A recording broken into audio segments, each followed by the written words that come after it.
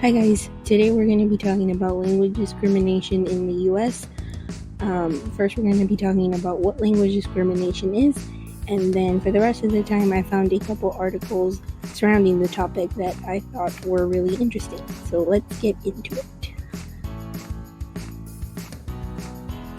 Okay, so according to Christina Spears Brown, who is an associate professor at the University of Kentucky, she says that language discrimination, or discrimination in general, involves harmful actions towards others because of their ethnicity, nationality, language ability, and accent or immigration status. So Spears Brown says that children can experience language discrimination inside of schools and outside of schools, but they are most likely to receive it inside of schools just because they spend so much of their time there. They can get discriminated against by their teachers, but majority of the time it'll be from their peers. Give some examples of that. Spears Brown says that in a study that she found, 60% of Mexican immigrant children in an elementary school reported experiencing some type of discrimination from their peers at school. Usually it resulted in poor treatment or verbal insults. So when it comes to outside of school, children can experience discrimination wherever they go. But Spears Brown discusses something kind of interesting in that people aren't aware of this discrimination that they receive in their early childhood because it's too cognitively difficult to recognize.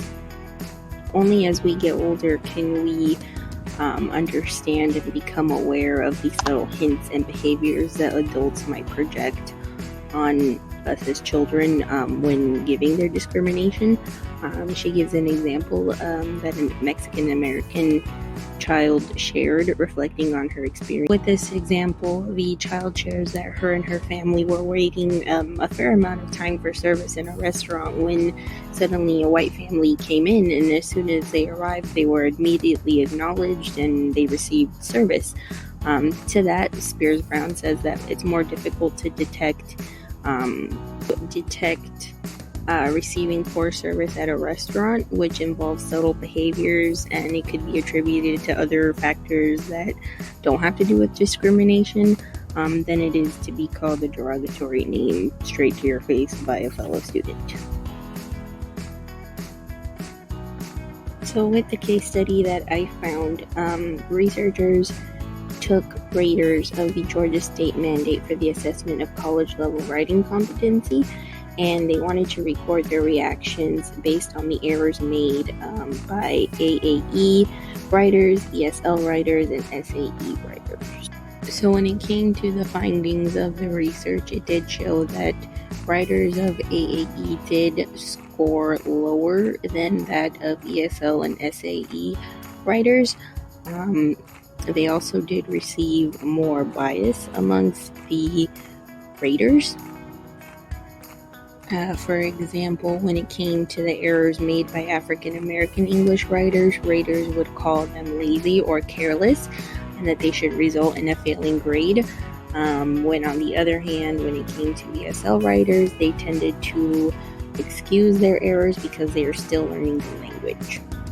And finally, I'm going to be talking about an article that I found online which reflects some of the language discrimination that is occurring in the United States today.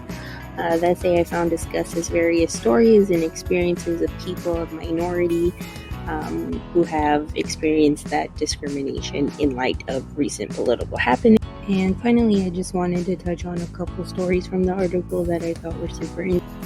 The last two stories go hand in hand because they talk about language discrimination in the workplace, a lot of English-only policies, a lot of customers coming into places of business who say they are uncomfortable with people speaking other languages, and things of the sort.